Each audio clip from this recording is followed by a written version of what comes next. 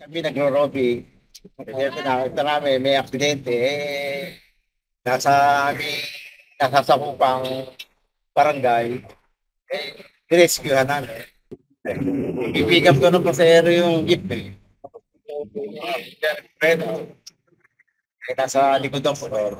Ang biglang paghinto ng pampasaherong jeep ang itinuturong dahilan kung kaya't sumalpok sa likuran nito ang isang lalaking motorcycle rider matapos hindi nakayanan ng pagpreno.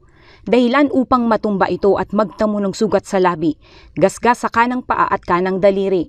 Kinilala ang biktima na si Hairisi Haminal, 21 anyos. Aniya, pauwi na sana siya pagkatapos na maihatid sa Imus City ang kalibin partner nang aksidente naman siyang nakabangga ng jeep sa Aguinaldo Highway, Cornecella Street, Anabu 1C, Imus City, Cavite. Sakto namang napadaan ang UNTV News and Rescue Team kaya't agad na tiningnan ang nangyaring insidente. Nakaupo na si Haminal ng datnan ng grupo at matapos itong ma-assess ng team ay agad na nilapatan ng paunang lunas ang mga tinamo nitong injury.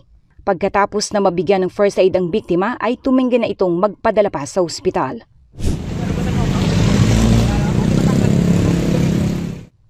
Banggaan naman ng dalawang motorsiklo ang nirespondihan ng UNTV News and Rescue Team sa EDSA Barangay 138 Bagong Baryo, Caloocan City. Nagtamo ng mga gasgas sa mga kanang paa at kamay ang dalawang lalaki sakay ng isang motorsiklo.